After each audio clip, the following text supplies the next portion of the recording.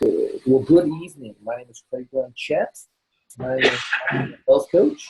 And tonight we're actually going to be reviewing Chapter 11 in Dr. A's Habits of Health. So if you don't have this book, you might want to check it out, pick it up, Dr. A's Habits of Health. We're going to be going through Chapter 11, and the subtitle of this chapter is The Science of Healthy Eating and Weight Loss. And so there are a couple of core principles that I want to go over as we begin. Dr. A talks about the difference between fuel control, which is mastering your calories and your insulin.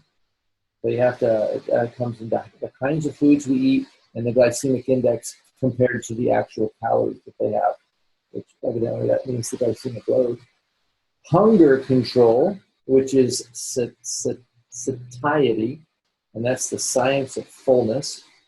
If you're eating super healthy things, but they're not making you satisfied or at least to feel full, then you'll be hungry and you'll want to eat more. So you want to fuel control, hunger control, and then waist control. It's removing that excess fat around your stomach area. Why do you guys think, if I were to tell you that storing weight around your midsection versus anywhere else in the body, why do you think that it would be more important or more life-threatening to carry it around your abdominal cavity versus like on your rear end or your legs or something? Anybody want to take a stab at that one? How about you, Mary? Mary, or no, not you, Martin.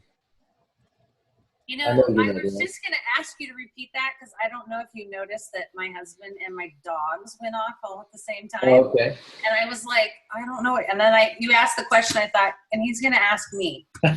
The question was, why do you think that storing fat around your abdominal area is more dangerous than anywhere else on your body? Because that's where all your organs are. Okay. And why do we need organs? Well, some of us don't need all of ours, but there are some essentials. Yeah, there are some essentials, and when they are compacted with fat, and it impacts their functioning, and it's bad juju. That's why. That's my scientific answer. Yep. Yeah. What happens is the fat in your body actually releases different types of hormones. And when the fat is inside your abdominal cavity and surrounding all of your organs, it'll actually release hormones and different things that can decay. It kind of rots your organs. And so when getting having a fat butt is way safer than having a fat gut. Way safer. So some of these guys that have these bill bellies, they are that's a very, very dangerous than having that big butt. So the doctor, he talks about core one. It's the fuel control, mastering the calories and insulin. I have a thing highlighted here that talks about we have no system for disposing of all this excess energy from the foods that we eat nowadays. We don't have to work very hard. Think about this. Think about, let's say we wanted to eat something that was really tasty. Maybe we wanted to make ourselves a chocolate cream pie, right? Or some type of a casserole, right? So these casseroles or these different types of things, even like lasagna, there's a lot of steps that go into lasagna, and there's a lot of calories that are associated with it. And so actually going through the process of making it, it takes time and it takes effort. But for $5 to $6, you can go out and buy, and all you have to do is wait like 6 to 8 minutes, and somebody just brings you a thing of lasagna. And how much work did you have to do to get it? Some of these different pastries and things like that. Imagine if you had, every time you ate ice cream, you had to make it yourself. I bet we would eat less ice cream. It takes forever to make ice cream. But when you go purchase it, it's on the scoop, and there we are. And so if we think about that, we don't have, it doesn't take us hardly any energy to gather food to eat, to gather the energy. So if we consume more than we need to run our body, the extra calories get stored away as fat. That fat around your middle section is a symptom of the imbalance between your energy intake and your energy output, with your intake set higher than it should be. And so that's a little bit about that mastering the fuel control to make sure you're understanding how much is going in and how much is going out.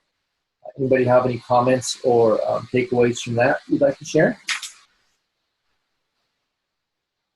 Other than, yep. Been there. I ate that. Yep. So in the section there, portion control, we have two important tools at our disposal that help us cut down on the total amount of food we eat.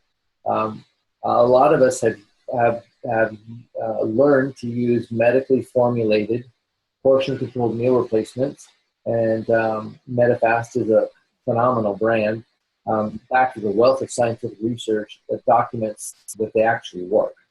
For many people, particularly those with busy lifestyles who need instant access to healthy and nutritious fuel, this high-quality fast food becomes a permanent tool for weight maintenance and not just weight loss.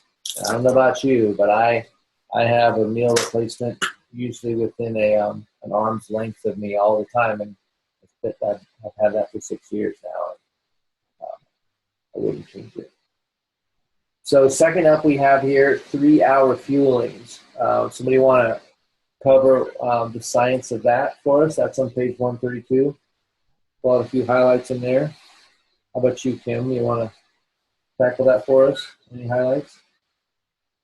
Well, that's a pretty short little section on the page, but I think that the idea behind it, I guess I always like to think of it as like a fire and stoking a fire and putting, when you put small meals on in your body, you know, the fire of your metabolism can burn hot. You're using the energy as you're eating it, as opposed to something that I used to do was I used to eat smaller meals at the beginning of the day and then have this big meal at night, and that's like putting the big log on a small little fire. You can put it out. So yeah, I heard somebody said this idea of a wood stove, and if you throw small pieces of wood into a wood stove, it burns fairly hot.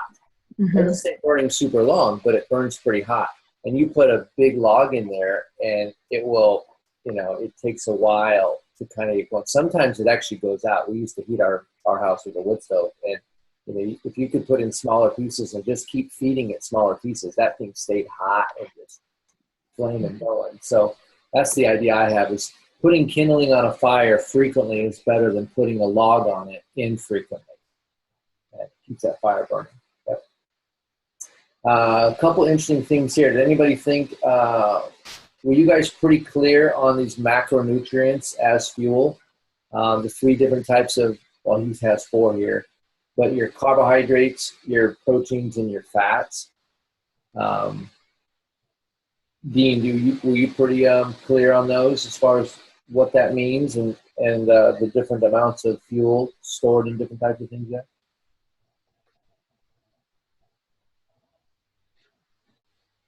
Yeah, it's something I learned, from my sport, that, the balance is really critical, especially for the brain, so. Yeah. What I thought was interesting, if you've ever, when you look at the back of a, this is kind of fun, little project. If you look at the back of any nutrition label on any food, and you look at the total calories, and then you can actually figure out where those calories come from. It was fascinating why I did this. And so if you have a total of like 100 calories, and then if you have 25 grams of carbohydrate, well, you take 25 times 4, well, that would be 100. So that'd be all carbohydrates. So I didn't do the math very well, but you can figure out, like, out of the total, you add up carbs times 4, and then proteins times 4, and fat times 9. And when you add up all 3 of those, it will equal the total calories that are in the food.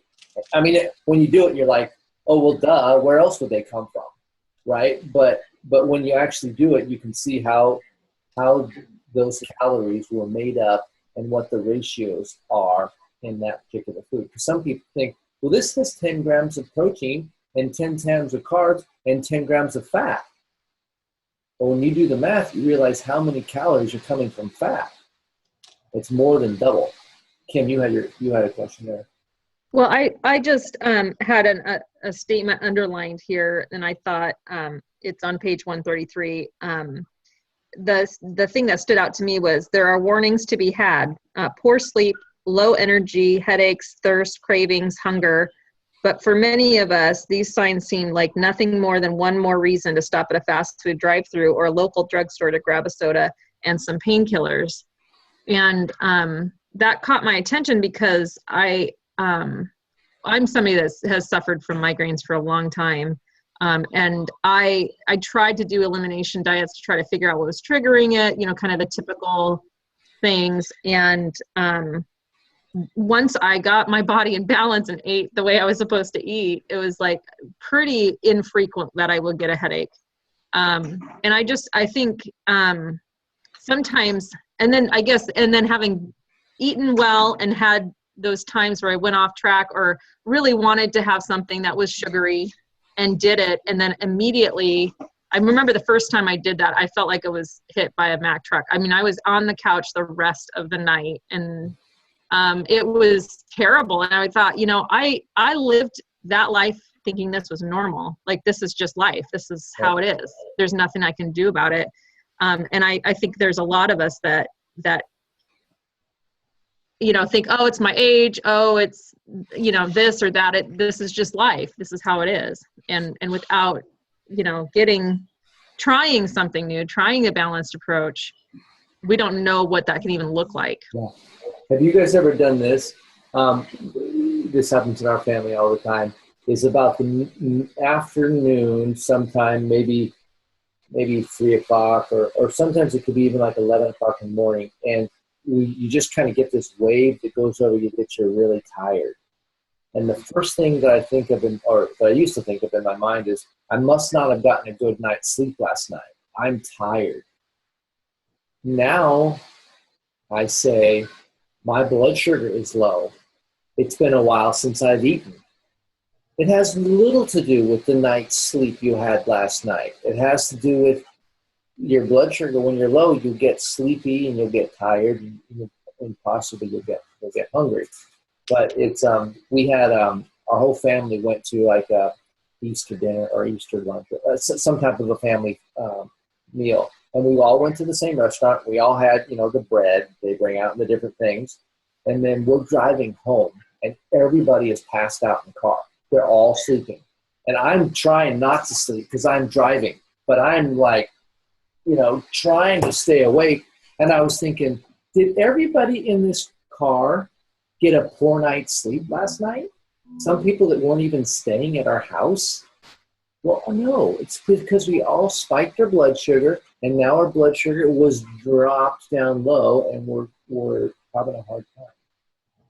Yeah, that's I just got to say, it's the major thing I've noticed in the change in my health in this past year is with eating is to be sitting at work, to grab the quick lunch, maybe eat just a bit more than I should have, and to find myself fighting, trying to think and falling asleep at the same time, and occasionally, not often now, I'll fall on that trap if I'm not careful, but it's just huge, the difference in my life. And then I notice I'm just on top of my game when I eat small, full meals. So. Imagine if schools, let's just take schools, for example. If they were able to revamp the way that they maybe did the same amount of food, but they just changed it up and they delivered so the kids were eating every 3 hours throughout the day. Imagine their attention span of learning. Or imagine a company that actually came in and said, we are going to teach you how to put your output in hyperdrive. Like, you are going to be attentive and active and productive, and you're going to love your job because you're going to be just fully alive. And we're just going to change the way you eat a little bit. Eating smaller portions throughout the day, low glycemic stuff. Can you imagine how crazy, like, if we could get enough people to just do it, they would be like, wow, like I'm so much more productive. I can go home 2 hours earlier now because I busted it today. I was way more effective. So I had to perk up because I don't have to imagine it because I do it in my classroom. Because I kind of have my own little world. I run a behavior program at a middle school level. So they kind of let me do whatever I do because it works. And so I have kids who are not on medications that have ADHD and autism and other things all at the same time. And they eat all day, like nutrient. One of my students has a list of foods he can eat and a list of foods that are on the stay away from, and we have it posted in the classroom. And I pretty much just go off that list for everybody for when we get snacks for the classroom. And community people donate to our classroom because we actually go, hey, we need food. I'm just a teacher. But it changes everything because you can tell the ebb and the flow of the behaviors in my room by they need to eat. And, my classroom is connected to in-school suspension, and it'll get a little rowdy over there, and I'll walk in and go, who needs a cheese stick?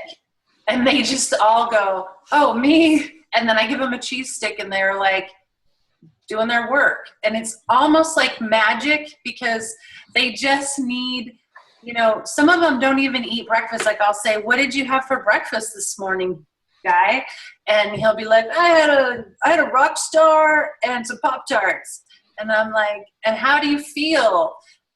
Well, school's stupid and blah. And I'm like, how about a cheese stick and an apple?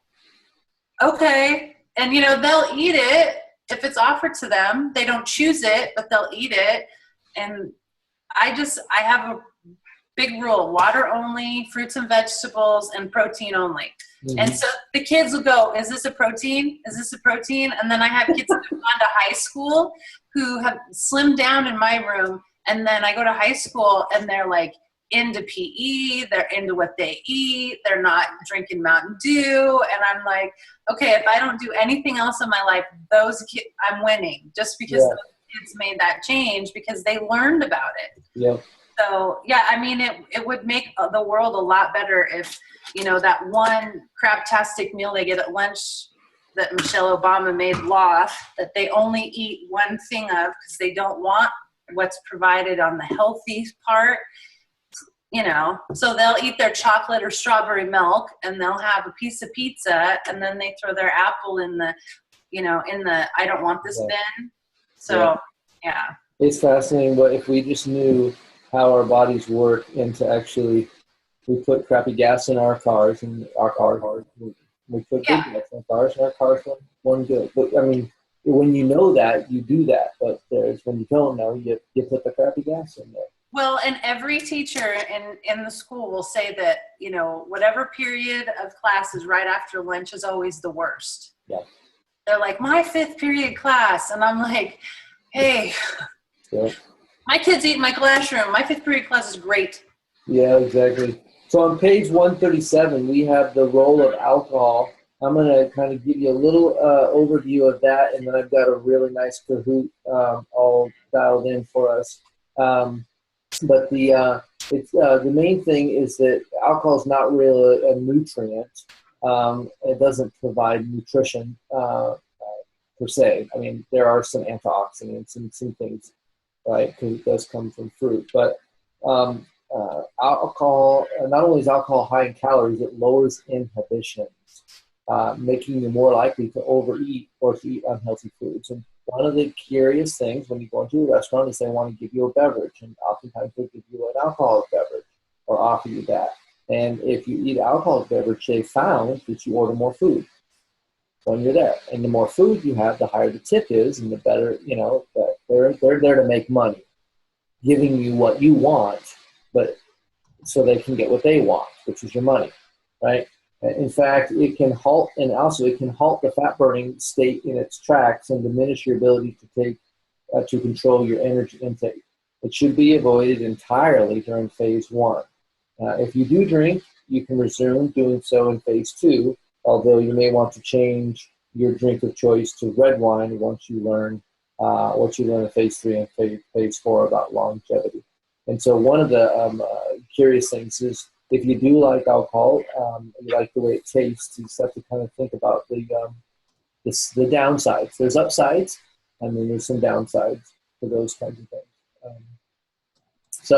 And then he talks a little bit about volume and fiber and how fiber plays a role in different things, and how protein and fiber are two really powerful things to curb hunger. And protein obviously is going to do a bunch of great things for rebuilding. But I want to have you contrast on pages 136, the chart at the top, and page 144, and look at the differences there between your blood glucose, which is the blue.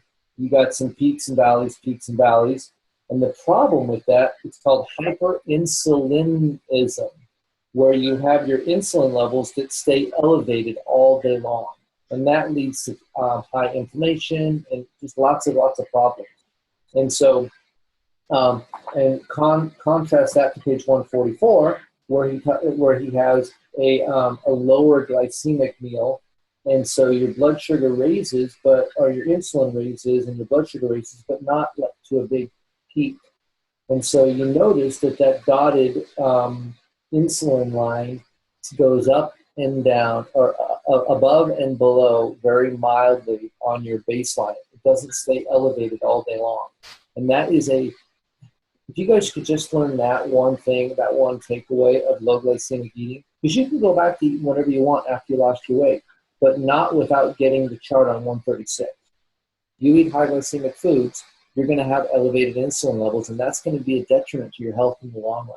And if you learn to have a low glycemic lifestyle, it's just what you do, you're going to live like the chart on page 144, and that's going to be a lot better for you. That's the chart on page 144, by the way, for those of you that don't have your book.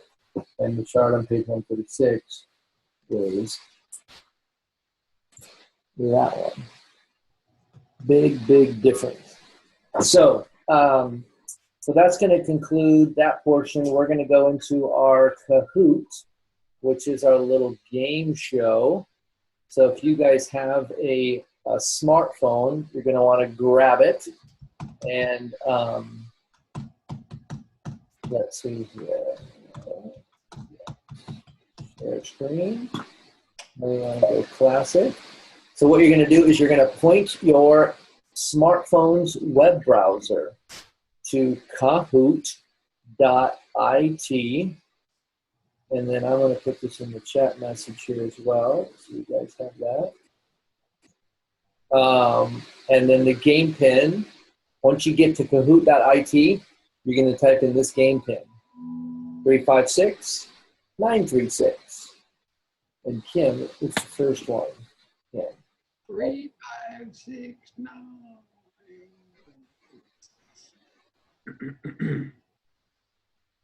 Steph is in. Pilon is in. Debbie, Dean, you're going to play with us today? Awesomeness, is that you? Not today. I got to run here in a few minutes. Okay, got it. So low rain. All right. So hopefully that's everybody. We got a few fun questions here. At least you can see how the game plays. All right. So now your phone is now your voting remote. And here comes the questions. This is chapter 11, Habits of Health. First question is, exercise early on phase 1 is the best way to lose weight, slows the fat burn process by stimulating stress hormones, speeds the fat burn process by stimulating stress hormones, or all of those are correct.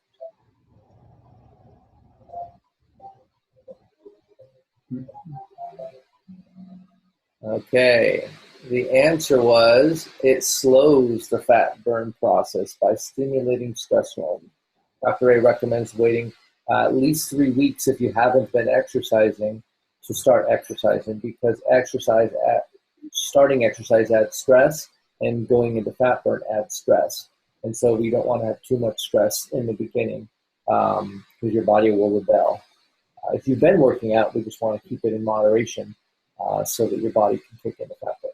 So Pelon is in the lead. Awesomeness is in second place, and Kim is in third. So hunger control is a technique from the Hunger Games, or satiety, the science of fullness. We can't read we're not seeing anything. So is it red? Red is a technique from the Hunger Games. How many people are playing? I think it was 6 people. There we go. So it is satiety, the science of fullness. Correct. Along. Ooh, Kim has moved up. Question number 3. Protein is a great way to control hunger. Someone 13 to 19 who is good at sports, a protein, found abundantly in fruits, or it's overrated. Which one?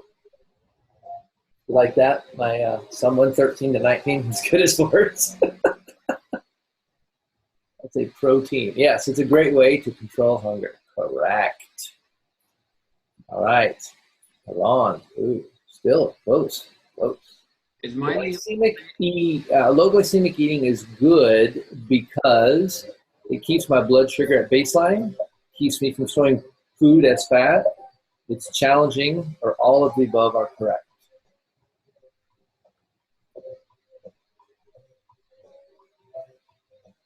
Hey, Craig? I can't hear you very well. My screen is about 3 behind you. 3 behind me? Maybe, Aw, Martin. maybe 1.5. So I'm timing out by the time I can even see the question. Oh, I'm sorry, Marty. Okay. I don't know what to do. Go to the end of the bench. Go to the end of the bench and stop whining. Put on my street clothes. I can't play. Yeah. So awesomeness is out of the game. All right, next question. We have a total of 10. This is 5. A macronutrient is protein, carbohydrate, fat, or all of the above.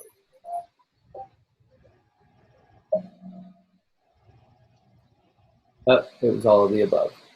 Macronutrients are proteins, carbs, and fats. That differs from micronutrients, which are actually vitamins and minerals. And Kim has now taken over the lead by a sizable margin. The role of insulin in the body is to choose to burn carbohydrates or fats as fuel to regulate blood sugars, neither or both. Oh. So there you go. It is actually both. It's the role of insulin is to choose to burn. I'm not sure that made sense. Choose to burn carbohydrates and fats for fuel. That makes your body choose to burn. Yep. All right. So let's see here. Cologne. Ooh, Kim dropped off a little on that one. Okay. Debbie's in second place. Nicely done. Fuel control is mastering calories and insulin related to my car mileage. You guys are fast with that one. Perfect. All got that right. Alcohol is high in calories, nutrient sparse, lowers inhibitions, or all of them are correct. Correct. It is high in calories, it's nutrient sparse, it lowers inhibition. All of them. Mary's back on top. Waste control is removing excess visceral adiposity or a garbage service. You guys are pretty smart. Can't trick you. It might be a garbage service. That's not what we're talking about. Last question. Fiber is good because You use calories to process it. It fills you up. It slows the process of a digestion, or all of the above. The correct answer is all of the above. So let's see who is our winner tonight. Mary Colleen with 8,020 points. And got 9 out of 10. So nicely done, everyone. Thanks for letting me win, Kim. Her computer was slower, probably. Right? So, any questions about the lesson that you guys wanted to comment on or ask further clarification on? Do you guys like those little Kahoot thingies? Are those? I do. Yeah. Do you use that in your school, in your classes? No, but I might. Yeah. Well, we had a healthy happy hour in Spokane, and we played the Mythbusters, and then I had a Mythbusters Kahoot that I did, and it was really, really fun to do in a live group. So if you ever have a meeting, like a Habits of Health meeting or a healthy happy hour at your house, it's free and pretty easy to set up. So anyhow, well, that's going to conclude this edition of the Habits of Health, Chapter 11. And so we will see you guys all next week. Have a good evening.